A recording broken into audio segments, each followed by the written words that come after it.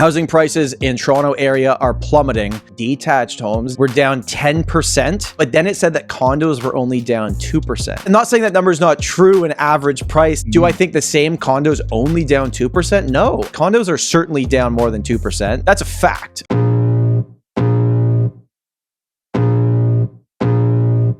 Welcome to the Tom Storey Show with Steve Karrasch and Tom Storey, where we discuss everything real estate or whatever else is on our minds. Welcome back to the Tom Storey Show. Happy Sunday. This week's guest is the man, the myth, the legend, the Watty. Daryl Watty has finally joined us on the show from Chestnut Park, servicing Kitchener, Waterloo, and I'm sure a few other neighborhoods around there. Daryl, welcome to the show. How you doing? I'm pumped for this one. I'm excited for you to be here. I'm honored to be included with these legends. I guess I'm a myth in this regard, more of an apparition, if you will, with this white background. I should have set my levels better, but I'm just honored to be here, and yeah, thankful that you asked me to join the show. That's kind of cool. All right. I think, Steve, Daryl might actually have been our biggest sponsor ever, because he, in a live stream once, I think he donated $50, which may have been our biggest earnings in one single episode. Did he do that? Somebody else became then somebody else became jealous and had to one up me. Yeah, Richard. Oh, I remember that. I remember that. Yeah. Rich is I can't be the lowest. What is it called? Super thanks. Super can't chat. Be the lowest super thanks. So. Just in case anyone's worried about it in the chat, don't worry. You can still donate whenever you want. You just keep trying to outbeat the last person. To be fair, if you send me the money directly, we get it. If it goes through the super chat or the super thanks or whatever they call it, like 50-50? takes like 45%. So, I can just email. You can just send it over e-transfer, whatever you got to do. We don't have Venmo in Canada, but we should. Final housekeeping, unless it's November, and then it goes all to Steve. There you go. Yeah, depends on. I don't see any money from this. I don't know what's going on with this show. Daryl, only here's the thing, Daryl. Before we get started, only 64%, Daryl and Steve, of people that watch this, or not only, but 64% of people that watch this are not subscribed to the channel. Daryl, tell the people to subscribe, please. It's really not that difficult. So you just go in where it says subscribe, go hit that. And then also feel free to put in a like, because they like that. So if you like them, then that's a way for it to go sort of mutually. Otherwise, the content will become worse and worse and worse. And if you think I'm bad and you don't put likes and there's no subscribers, then the next person is going to be even worse than me. Well said. Yep. All right. Well, Daryl, let's introduce you to the audience. How long have you been in real estate? We talked that you work Kitchener, Waterloo area, and then we'll get into market specifics and everything going on right now. But let's just start. Who are you? Daryl Watty, realtor for 16 years now. So Waterloo region, and surrounding areas. So that includes Cambridge, definitely, Guelph as well. Go far as north as pretty much like Drayton, and then I start bringing in help. Go as far west as Stratford, St. Mary's, and as far south as pretty much Cambridge. There's just a lot of good realtors down in Brantford and so forth. So that's sort of the neck of the woods that I feel I understand quite well. And to me, how can we be a professional if we don't know the markets we're talking about? So 100% agree with that. Let's talk about the conversations with our clients right now. I want to actually start there with like ground level stuff, not just like news headlines, but the real things that we're seeing right now between the three of us, with sellers, with buyers. And Daryl, before we started recording, you brought something up to me with like, there's certain words that clients are using that tells you if they're actually serious or not about the market. Why don't we start there? Sure. Well, I think it requires, I guess, some further digging in certain cases. So if I ask, so why are we looking at listing? Well, I just want to. Okay, well, just is, to me, not concrete enough. The want, the why are we doing this? Especially if we're looking at selling. I'm sure your markets are much the same, but whatever their number was that they have sort of I guess, earmarked or stuck in their head from during the high points with the market. For the most part, I was just talking about, the average home, we're 25% ish less of a value from that high point. So if they're thinking, hey, there's a chance that I can still get that number, and then that's going to necessitate, what the next play is with their proceeds, it's important that we come down to earth in that regard. So the why of the deal is more important than, I guess, the thought of what it could come out to optimally, if that makes sense. Meaning, if you're looking at downsizing, okay, well, what's the reason for that? And normally I say downsize in an up market and upsize in a down market. But in the case of downsizing, maybe if you're looking at moving into a condo, fine, you might not be as, that 25% higher number that you would have had back in the day. But in certain cases, condos, percentage-wise, have gone down less than that. So maybe it does make sense for you to downsize now. In many cases, if you're going to take that money and toss it into the markets, well, hindsight is 2020, but there's could be some opportunities in the markets depending on what you want to do. So I don't like to flat out say, okay, well, it's not an up market, let's not downsize. Well, why are we looking at downsizing? Why would we want to downsize? So forth, so on. And then upsizing is the flip of that. Whereas if we're looking at moving up to a bigger home, well, fine, your house is worth 25% less, but to keep, I'm not using Vancouver, Toronto numbers here. I'm just going to use Kitchener, Waterloo, Waterloo region, Cambridge numbers. So actually, you can't really buy much for 500,000, but to keep it simple, let's say you're selling your house for 500,000 and fine, that's, 25% less than what it could have been. Well, that $1 million house is 25% less than what it would have been. So your net difference is actually, well within reach. So even that goes to the next step, and I have some more conversations about this coming up because what good realtors right now aren't sitting on a couple condo listings. Yeah, a couple. I got a few. Yeah, exactly.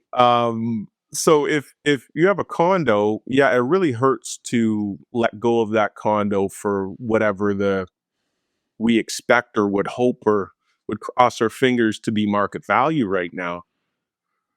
But you can wait around for the market in general to get better. But everybody knows it's the freeholds that start taking up first, and then the condo market is brought up with it.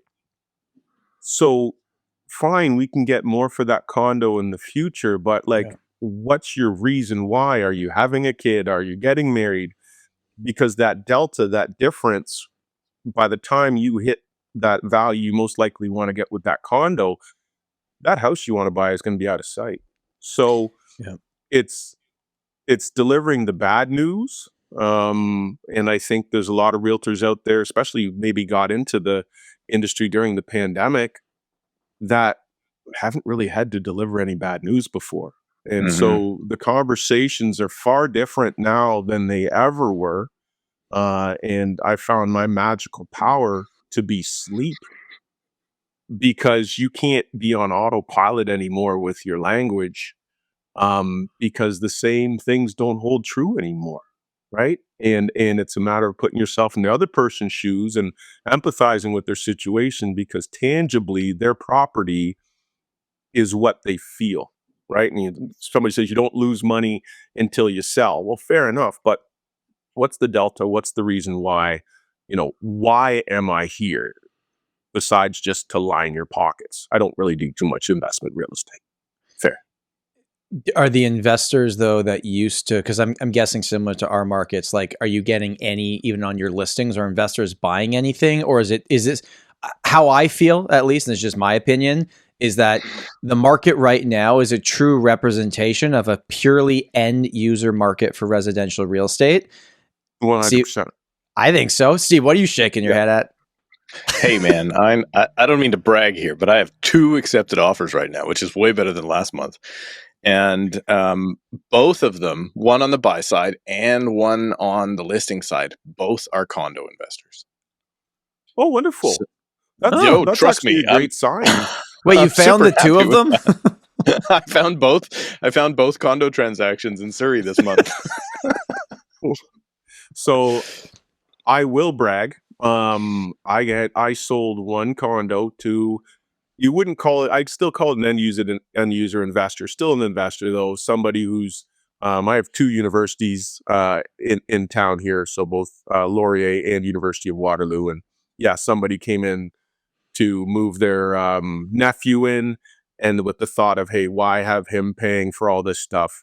Move into the condo and then fix it up a little bit, and then sell it down the road to some degree. But I'll tell you right now, there were, in terms of duplex and multifamily, in the past month, and like we still have an average week for us is probably around 110 transactions per week.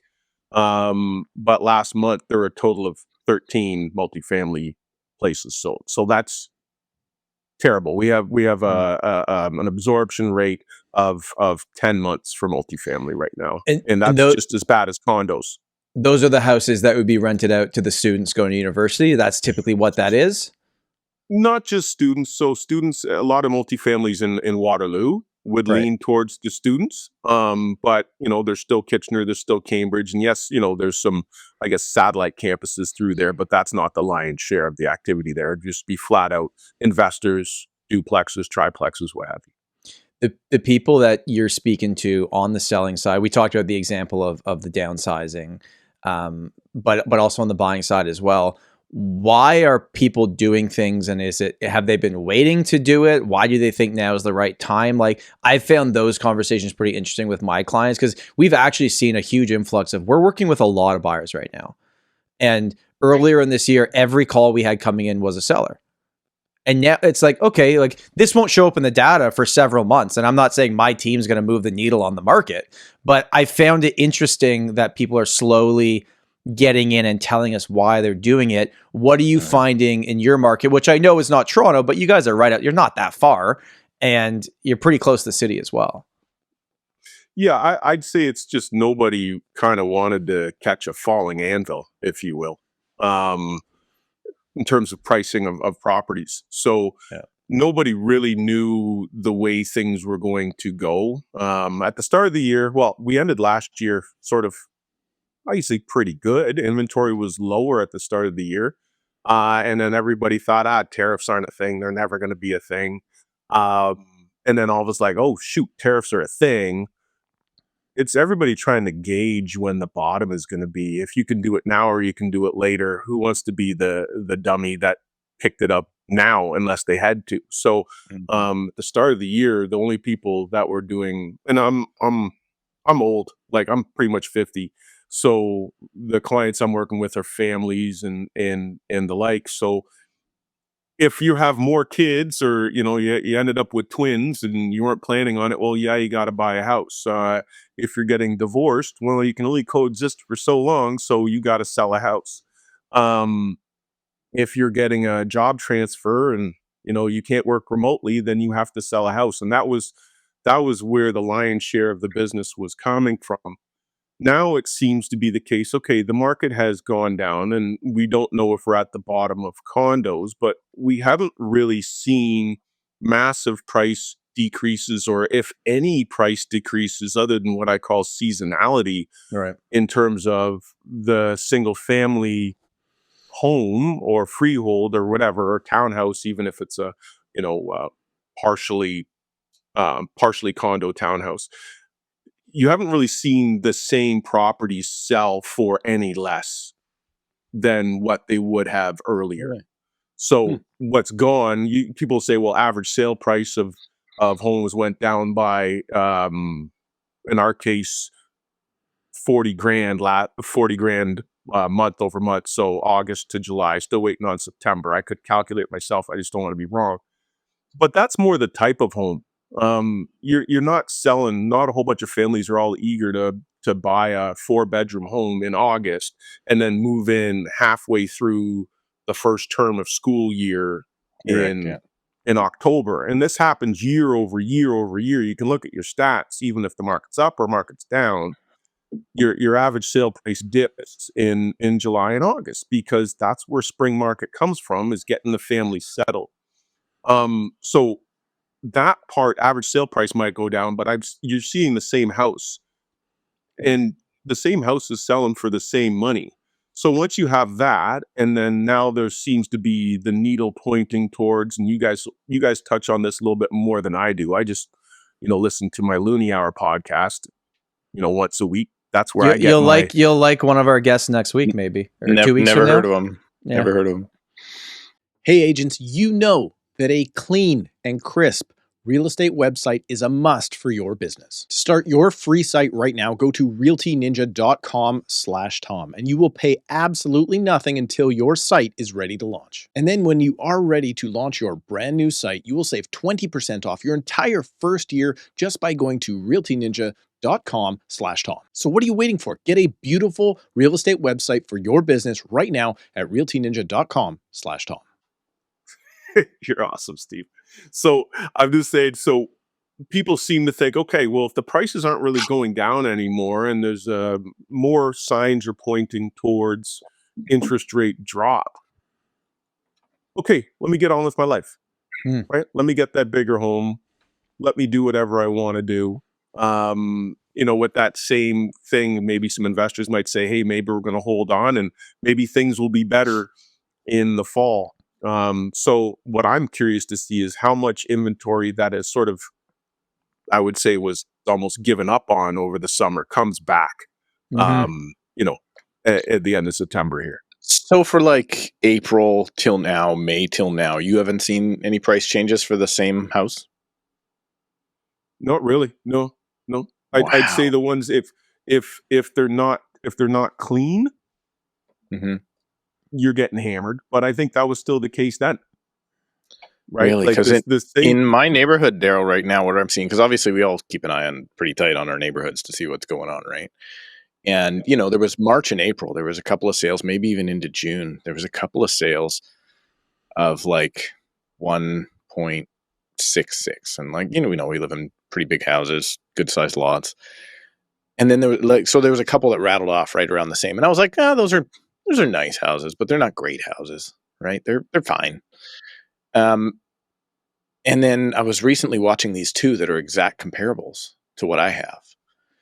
And one of them ended up coming on the market. It was actually, I told you this story, Tom. It was actually one of the houses that Andrew Stevens reached out to me about, because they were moving to Halifax, these people. And I was like, I don't know. They're priced at like 1.7 something. And I was like, seems high. They'll get under 1.7 for sure. House actually ended up selling for 1.7. But then there was another exact comparable that was listed at 1.625 because they wanted to sell. And then they had to drop under 1.6. They sold for like 1.55. So the only thing I can really see as being the difference there is the kind of okay house now, like the one from April that would have sold for $100,000 more.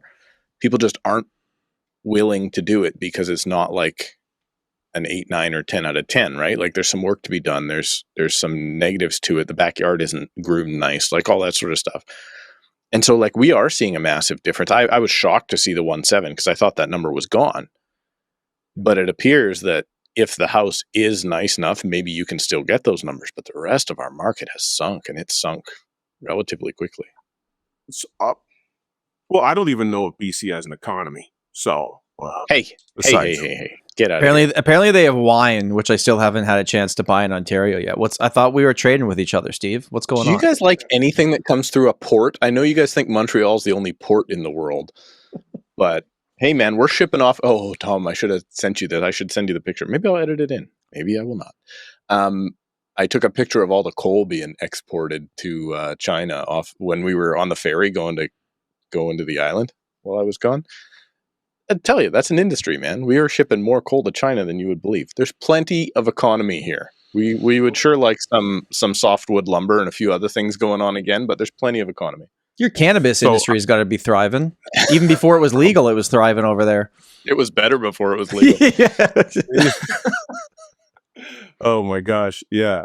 Whatever. My eyes don't lower as soon as I even catch second wind on a golf course. Anyways, so what you mentioned about the homes is, I would say, condition is number one, and I don't know what goes for 1.6 in BC, but it's probably like a 2-bedroom semi-detached or something.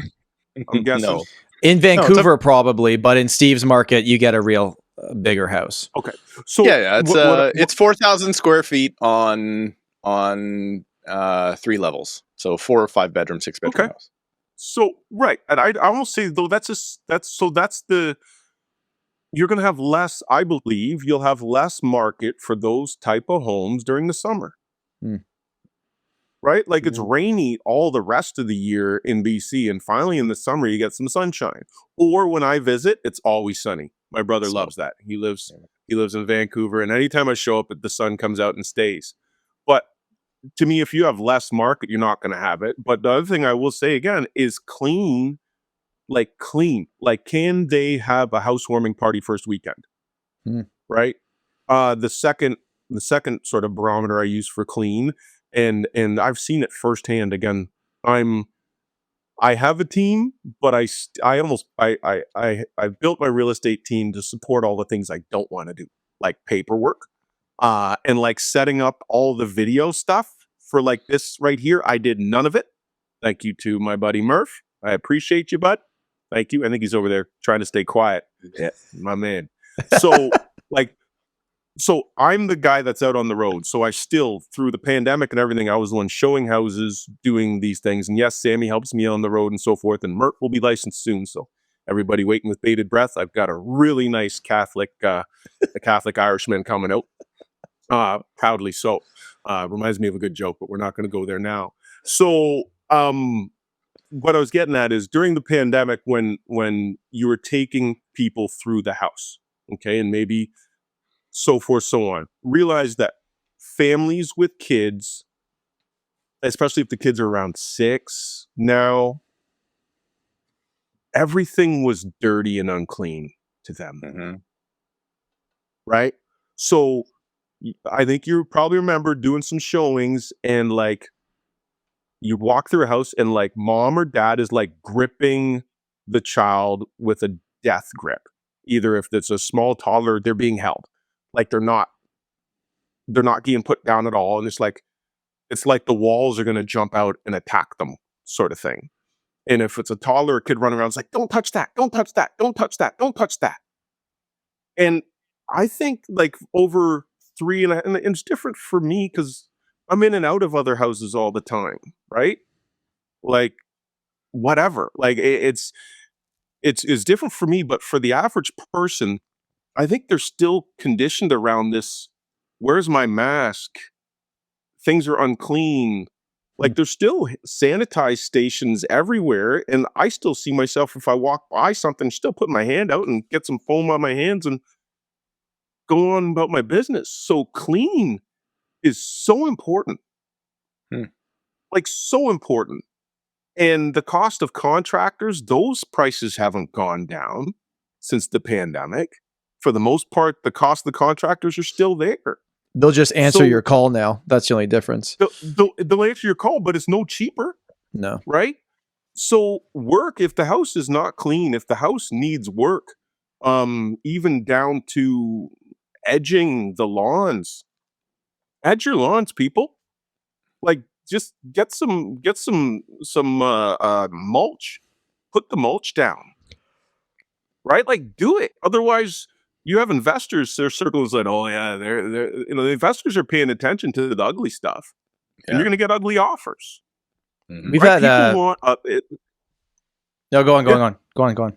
I'm just saying, people want a clean house.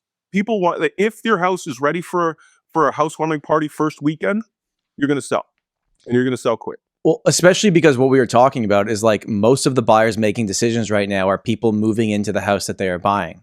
Like the cat pee investor looking for the deal. They're just not as involved in the market right now as they used to be. And I think the biggest thing is, because we were talking about like Steve, your market, stop making me laugh. Your market is. I'm just going to put that in my questionnaire for investors from now on. Are you a cat pee investor? Cat pee investor. Yep. Are you a no cat pee investor? Cat pee investors get better deals. I'll tell you that. They do. They do get better. But okay, so Daryl's saying like over the last few months, the same house probably hasn't actually changed in price, right? And interestingly enough, recently in Toronto, when our August numbers came out, the biggest kind of headline number was that detached homes, Daryl, were down 10% from August 25 to August 24. But then it said that condos were only down 2%. And what I know to be true is condos are certainly down more than 2% in the last year. Like, that's a fact. I know that. Now, we're working with average prices. And just like you talked about, it's already come out by the time this podcast comes out. All those stories will be run. But people are going to be saying, like, housing prices in Toronto area are plummeting because 10% has come off the sale price. And I'm not saying that number is not true in average price and the data that's available, but my question would be, is the same house worth 10% less over the last 12 months? I don't think that's the truth. And just like I'll flip it to the other side, do I think the same condo's only down 2%? No, I think it's down 6 to 7 to 8%. So it's like, these numbers are real and it's not fake news. It's not manipulating anything. It's just the way in which we are tracking them if we're using average sale price in months like August, which I would say other than January and December mean really nothing for the market. Like, what? You know what? If you're a cat P investor, or if you are the person that wants to purchase your next property strictly based on price, get off your ass in August, get off your ass in December. Those are the months. So everybody's like, I'm not going to do it now. It's doing terrible. It's doing terrible. Yeah, you want to buy when it's doing terrible. And those are the 2 months that every single year get the best deals because nobody wants to sell in August and nobody wants to sell in December. But again, nobody does it, right? They got to get out there and do it. You want to compete in April when all of the, people trying to close in July so they can get their kids into the perfect school district. Like, you don't want to move in April. You want to be putting that offer in, and you want to be your moving truck. Ideally, there's snow on the ground for your moving truck and you've got the best deal financially. Pain in the ass to move. You might have lost the difference moving all your antiques from this house to that house or whatever because they dropped them in the driveway slipping on the ice. But you got the best deal on the home in August, or you got the best deal on the home in December. It's the way it happens every single year. Amen. So there's my broker, and sooner or later you can get him on the podcast if you want to talk investment real estate. Honestly, I don't think there's anybody better in Canada. Oddly, his name's Lee Quayle. Look him up. Brilliant. But we always say, when the clock falls back, things go black. Meaning, I don't get all the deals, but bad joke. What I mean is it's dark outside. It's cold outside, right? Nobody in their right mind wants to list a house to go pile up all the kids and put on snow boots to get them out of the house for the showing when it's snowy and then plus also clean up the foyer, and like, it's an absolute mess to try to get people out and list. So if you're listing at that time of year, end of November, December, whatever, you're not joking around. Like, you want to sell. There's no just. Have a bunch of it. There's no just in that conversation. No just. We're selling, right? Because it's a job change, it's a divorce, it's a whatever, you got to get it done. But this, on the other side, it's the same thing. The buyers are like, well, it's cold outside and I'm invited to that Christmas party and I just don't feel like it. Well, right. That's why the market doesn't pick up. So spring market, everybody feels like it. Like, the days are getting longer. Past middle of February, husband has no excuse because his football team's done playing. Like, you can do open houses, you can get out. But like, when the same reason people don't want to leave their house to go look at houses is the same reason why the only people that would be listing their houses actually want to sell. There's no testing the market anymore, unless it's a vacant property. So you always get, I would say, classically the best deals August, same thing. If you're listing in August, hey, either the place is vacant or you mean to sell. Or you've And been to me, sitting for 60 days already, and now it's August, you know? Yeah, and it's probably not as clean as it was when everybody was all giddy and it was going to sell, after the first weekend and multiple offers either. So yeah, they're probably not edging the lawns anymore. There's probably, handprints on the windows again, like all these things. That's the same reason why you don't want to do it is the same reason why you probably should. You know what's funny is this morning, actually, we talked about getting dark outside, like, and days being shorter. My 3.5-year-old woke up, and it was the morning, right? It was like literally 6 something a.m., which is like regular. Oh.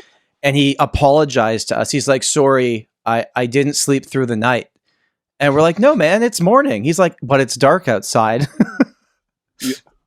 Isn't that interesting though? Like the mindset. Sounds like a nice kid.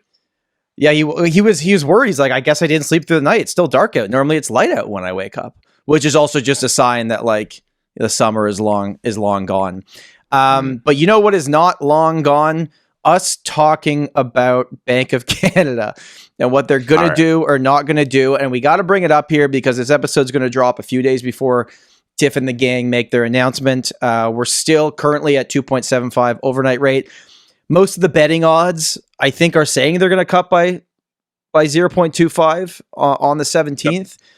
My question, Daryl, to you is, what do you think they're going to do? And then secondly, because me and Steve have been in the camp of like, regardless of what they do, it doesn't matter. Like maybe it matters up here a little bit, but doesn't really matter in the checkbook or in the wallet. What's your opinion on what happens and then what it would mean for the market?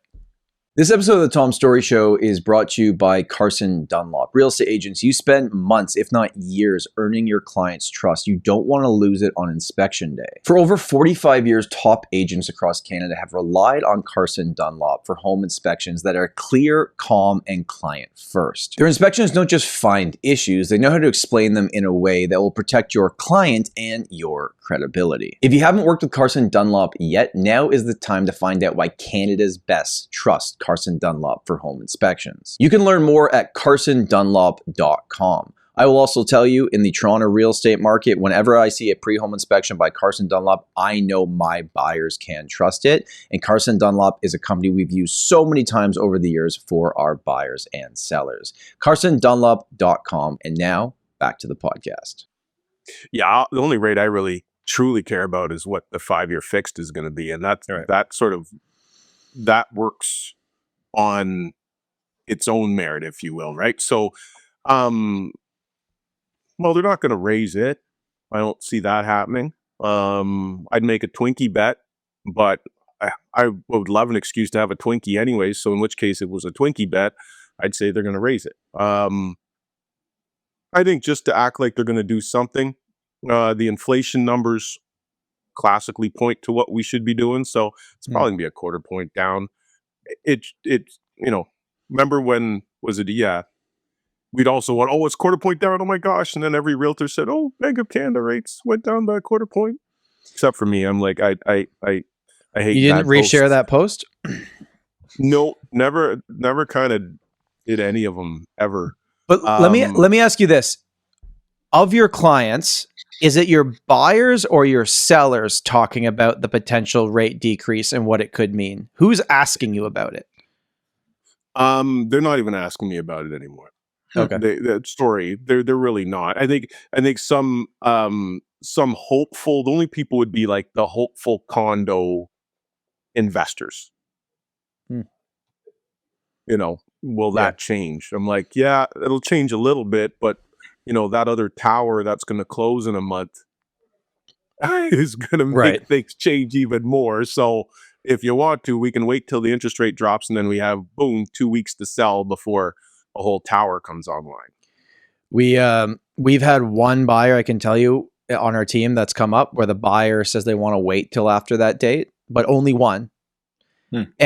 But most sellers were getting ready for the market right now.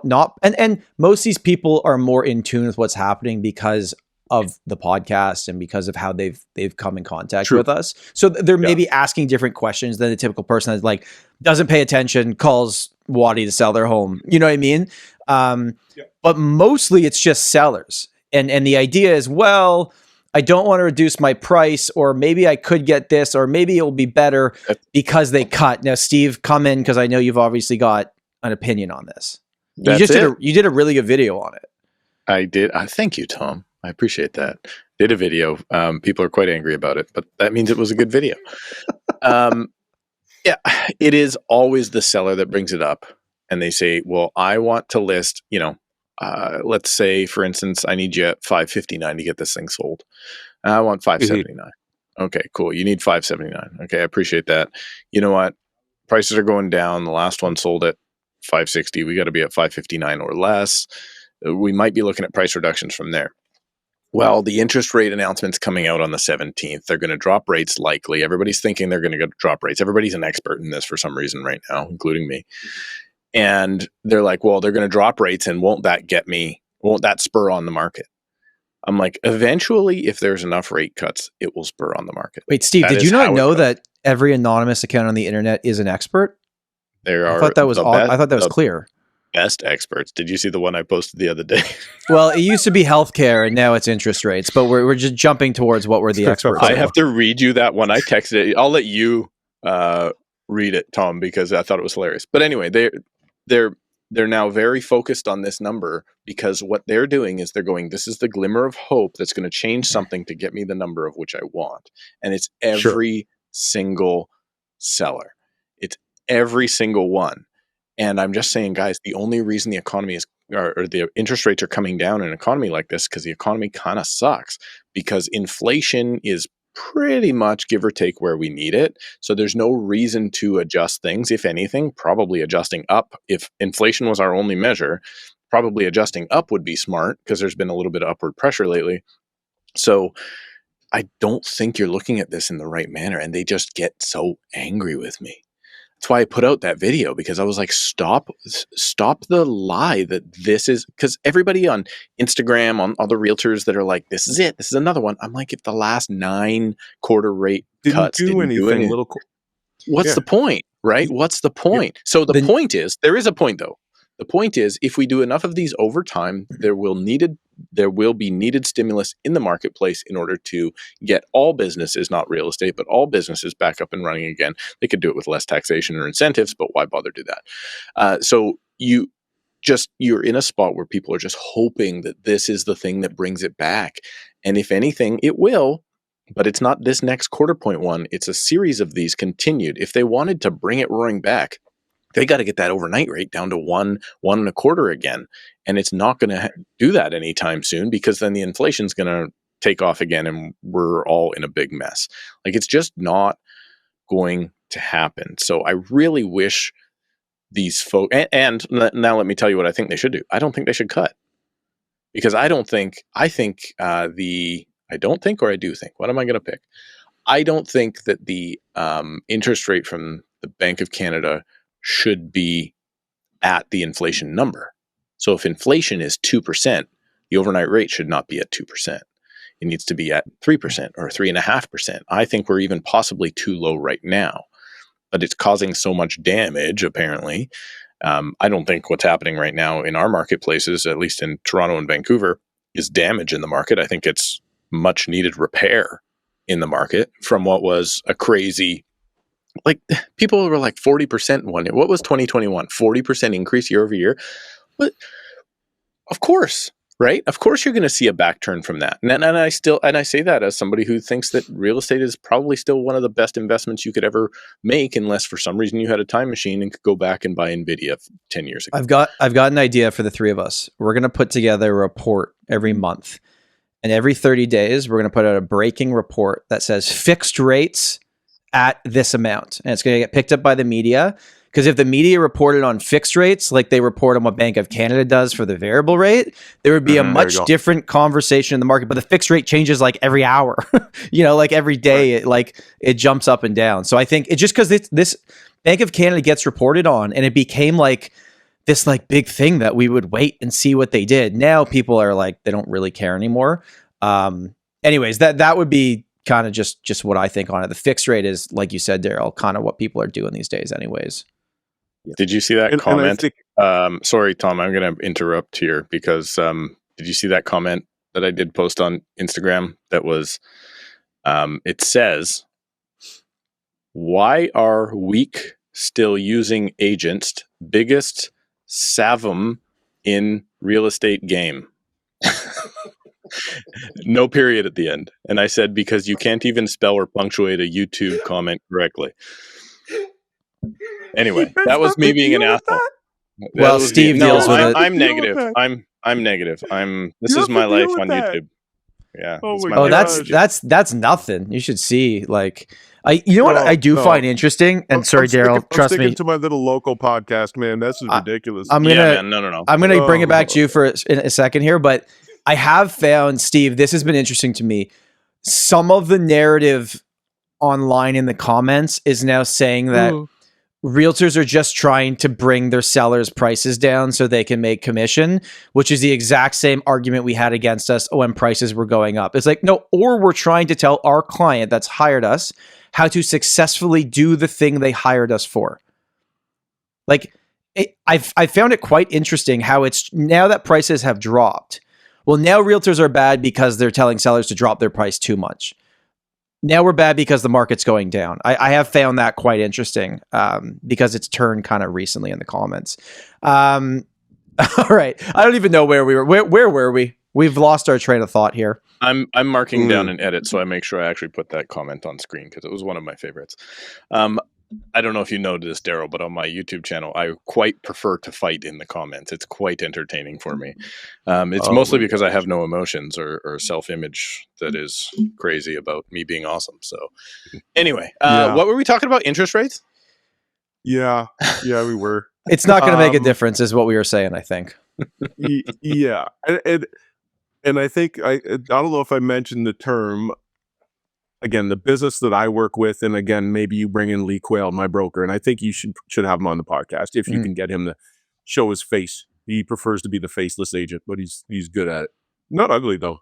I don't really work with right now. I'm still not finding barely any of the deals to be opportunistic buyers and sellers. Okay. Right. So those are the people that are trying to time the market in, time the market out, smarter than everybody else. Okay, fair enough.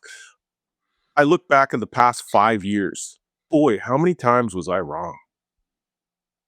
Like trying to guess what was happening throughout the pandemic and so forth. And so, I'll give them my insight to what I see and what I'm finding, but it's just, I think because I don't work with many investors, duplexes and so forth, but like condo investment, my dad was the director of planning for the region here. And so, committee of adjustment meetings and stuff like that was common talk at the dinner table. And as development started and so forth around here, my dad's like, I kind of don't get it. And so, when the first condos and lofts came in, people made money. And that was now a long time ago. And then everybody else sort of started to jump on. And the whole time was, I'm like, if you have this much money, you can still buy a house. And that's the benefit of being in a smaller market, right? If you're in Toronto and you need a place to stay, either you're renting for the rest of your life or you have to buy a condo. I get it.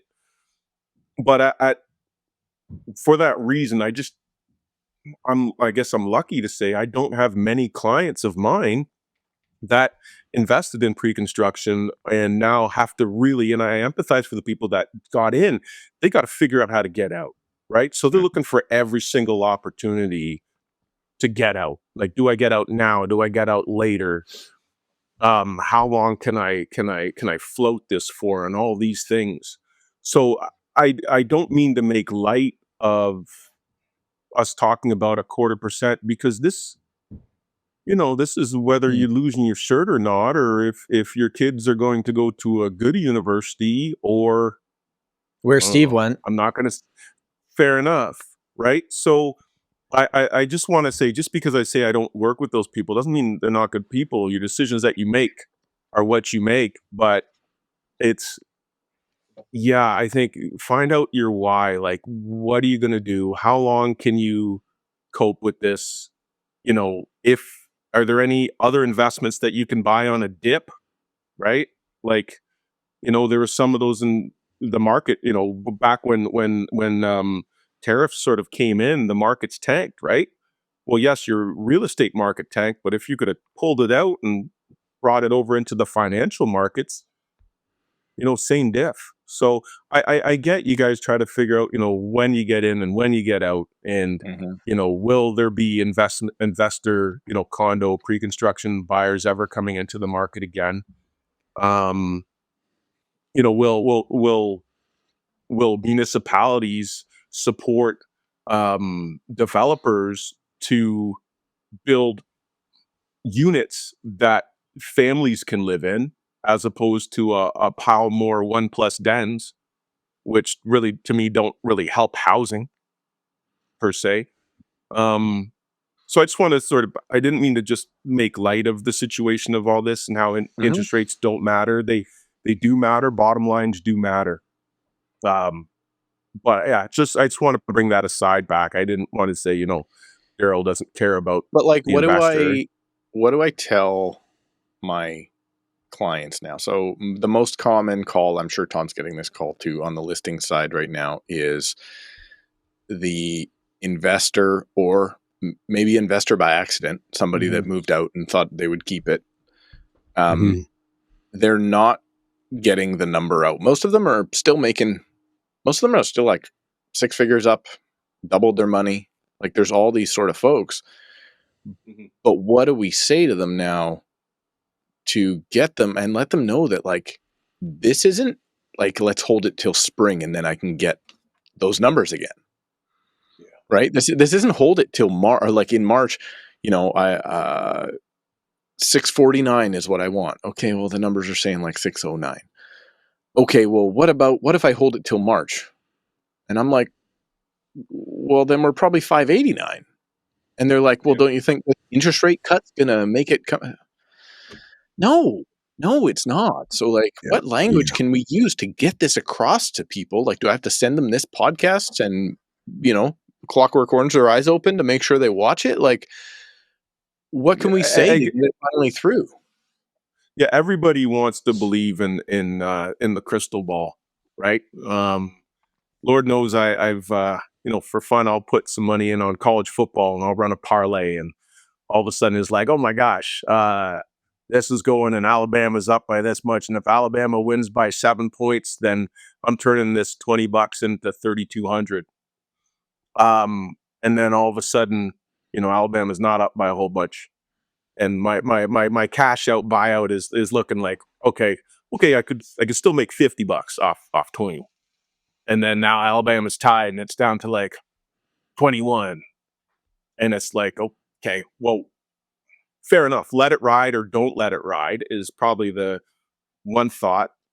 I would say, okay, just probably look at all sides if you can. And then the conversation takes longer, and this is requiring some thought. We can't be on that autopilot conversation. We can talk about now, but now versus before is what I would look at. So if we would have sold, and I just want to, and that helps me understand the context of what's going through the seller's mind. So if we would have sold back then, at how much? What would we have done with the money? Right. Well, let's start with that, because it's very easy. Again, for them, their property is the thing they can touch and hold, and it's real. But if we would have sold it back then, what would we have done with the money? And like, be honest. Oh no, I would have bought this stock because that stock shot up. Yeah, Would you have really bought that stock? Nvidia is the way to go. Would you have really bought that stock? Okay. What would you have done then? And I think when you sort of pair that together, the then versus now, and be honest about it, maybe your options, put this way, you wouldn't feel like you went down by 25%. Truly. Right? I think you'd more feel like, yeah, you know what, I could have done that, or I could have done that. Your mortgage did get paid down a little bit more in that difference there too. So let's factor that in. right? Like, I'd say you look at it as a whole, and I'd try to balance it out. And I've done that before, and it's still a bitter pill, but when you look at it in the vacuum, just for like what could optimally be, that's human nature. I get it. But I think that's probably it. And I think you can almost look at it from your own standpoint. If I were to sell, like I have some properties, right? And if I would have sold them all at the top and then bought them all back right now, boy, wouldn't that have been awesome? Mm-hmm. But no, right? Like I bought an Airbnb and bought a property, turned it into an Airbnb. And then, yeah, a year and a half later, Revenue Canada comes knocking on the door and say, you're a commercial property now. You owe us HST since you started. And whenever you sell, you're going to be cutting us a check for 13%. Yeah. Okay. So really, should I have bought that Airbnb anymore? Because when I figure out, okay, now I'm going to have to, so my 13% is going to come off my total. I take 13% off. I'm down. Right? I'm down. Mm. Am I happy I have it based upon the decisions I made at that point in time? Sure. Right? And I guess I'm lucky enough to be in that position to say it that way. But if I was that thin, well, serves me right for trying to hit a lottery ticket. Mm-hmm. The math that I think would make a big difference to show sellers too, because we all have that number in our own heads. I literally caught myself doing it the other day when a property sold on the street next to me, and I didn't love the price. I was like, well, my house is better than that. I'm like, oh my God, like I'm no different than anybody else. Like I like literally I caught myself doing it, like, Jesus, man. But if you actually take a look, and I don't know if like every seller would want to see this or whatever, but if you took a look, and I actually did this recently where I picked 4 different dates. So I picked February 2020, so the month before the pandemic, and I took benchmark price for City of Toronto and what the 5-year fixed rate was, the discounted 5-year fixed rate at that period of time. Then I took the benchmark price for February 2022 at the peak of the market, took the 5-year fixed rate then. Then I took October 2023 because that's when 5-year fixed rates peaked. Prices obviously weren't peaked, but fixed rates peaked at their top. And then I took in the summer of 2025. What was super interesting is, of course, if you had bought, the month before the pandemic, before things went crazy, I think like benchmark price, average 5-year fixed rate in the City of Toronto, your monthly payment would have been like $3,100 a month or something. If you bought at the peak, not that much further down the road, and interest rates being about the same. They were both 2.44 from day before the pandemic, because the peak of the prices wasn't lowest interest rates. It had kind of built up a little bit. We were in the ones at that point. But anyways, what I'm getting is if you had bought the same property for $200,000 less in October 2023, but you had a 5.5% interest rate versus a 4.22, your payments were actually way higher at a price point that's $200,000 less. Now, I'm not saying buying at the peak was better, because when that interest rate comes up, you'll get a lower rate, you'll have a lower balance. But I think sellers need to know, hey, if the buyer needs a mortgage, which downsizers don't usually, but everyone else kind of does, or some level of financing, here's what it costs them to own your house at this price versus here's what it would have cost them here. And I think that math is really good to kind of show people to maybe get that magical number out of their head. Like, yeah, but to get that number at today's rates, their payment is actually $1,500 more a month than what it would have been if they bought the house back at the peak, right? Yeah, so now you have to try to educate a seller on why prices are where they are because of lending rules. Because Tom just described, Daryl, if you don't know what that just means, what Tom just said, it means that he discovered GDS and TDS. So he actually understands now debt servicing ratios. Talking about? I've been saying this the whole time. Man, there's a reason like your payments almost basically always stay the same. Prices prices go up and down. This way and the cost of ownership hasn't changed. The true cost on a monthly basis hasn't changed. It's changed by $200 from the peak of the market. If you make $100,000 a year, the bank is getting 36 to 41%, probably 38.5 to 39% of your money. That's what housing is now. Like it's almost a very simple equation that way, and simple, not simple, but if you want to simplify it in that manner, like they're getting that much of your paycheck because you have an expectation of a way you want to live and you're going to move to those areas. This is why housing costs less in areas where there's less jobs. This is the reason why, right? It's connected. And then you have to explain to all the people in Vancouver why all the rich people that don't really have this is not how they pay for their real estate, how they can afford to have, $5 million properties. Yeah, it's That's all not it their is. income, Everything it's their for the wealth. everybody's like, oh, it's this much Yeah. times income. It's this much times income. No, it's not. It's 49%, or sorry, 39. Man, I'm getting these wrong. 39% of income plus whatever equity you already had from owning real estate over time. That's what a house price is now. It's basically that. There's no other getting away from that. So to wait and to think that this house value, like I'm looking right now, and I'm looking at mortgage payments that I am uncomfortable with. So that means I'm definitely looking in that range, right? Let's say I'm looking at 30%. It's not going to drop to 20% next week for the same house. It's not going to do that. It's not going to do that by next year. Interest rates will go up or down. Prices will go up or down. And the payment coming out, if I want the house I want to get, is likely going to be within, like you say, Tom, $100 or $200 of each other, unless I can get a time machine. And last time I checked, I don't have access to one of those yet.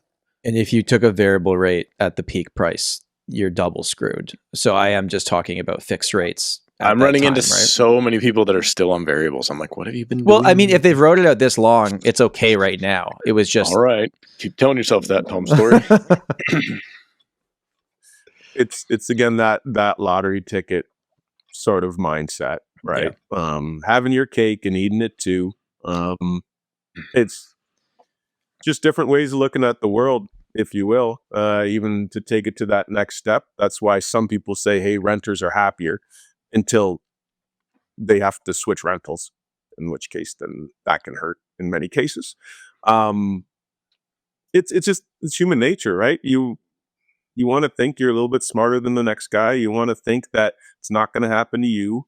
But then that's, again, looking at properties as merely investments versus homes, right? And I still deal in homes. I still deal in housewarming parties. I find that's when, if you're happy when you wake up, that's when I get referrals. If you get people out of problems and let them get on with their life, that's when I get referrals. Is it worth waking up every morning sort of anguishing over this, that, and the other? Like, a small analogy I'll use is I'm the type of guy, so classically I'm a fixed rate guy. I have been. Got a couple variables, but for the most part I'm fixed rate. And what I put that to is, when I do not have an electric vehicle, but when I fill up on fuel, once I'm full, tank's full, I'm good. I'm not driving by the next gas station taking a look to see what's at, right? And a lot of people it'll ruin their day to fill up on fuel and then drive the next town over and see that it's 2 cents a liter less. It'll kill them. Yeah. And so if that's that type of person, then to me, your variable rate, go get a variable, right? Like, it's just different folks. People are wired differently. And yeah, to me, living my life like that is tough. It's tough. I sometimes feel it's like the spending 5 hours cutting coupons to save $30 at the grocery store, where you could have taken that 5 hours at a higher value skill per hour, made way more money, and just went and bought regular. That's how I look at it. Which is true, but sometimes right now I'm in a thankful mood because I'm around you awesome gentlemen, and we're in an industry that we can add more time on and see return, right? Right. Well, you take a teacher or a salaried worker. Well, every penny counts. Fair. But to me, if every penny counts and you're running that lean, like, why are you trying to hit a lottery ticket off real estate? You know what I mean? What's the Ramsey quote, Steve, about real estate? The microwave quote? Real estate is a crock pot, not a microwave. That's pretty good. I like that one. Daryl, I got one final question for you. I actually had this. I got an email this morning from someone that was looking to sell their condo in Toronto and move outside the city. He works for one of the big banks, and he literally emailed me this morning and said, hey, change of plans. They want me back in the office 5 days a week. And I don't want to, I like walking to my job. I'm good now. I'm going to hang out. I'm going to reassess. Sure. Because both you and Steve are in markets that are, you know, you have your own industries, but you're outside the major markets. Has there been any talk about people that, you know, have been working remote for a job in Toronto having to go back and selling? Has that started yet? Really, it's government and bank at this point, right? Right. I only noticed, and this was recent, this is about 2 weeks ago. What seems to be the case, if you're, and I've heard this, 2 weeks, and I heard this before. If you're outside X amount of a kilometer radius, right, then you don't have to come back into work. But if you're within a certain kilometer radius, you have to come back into work. And I heard this twice. Better move quick. Get outside the radius quick. Shit. Yeah.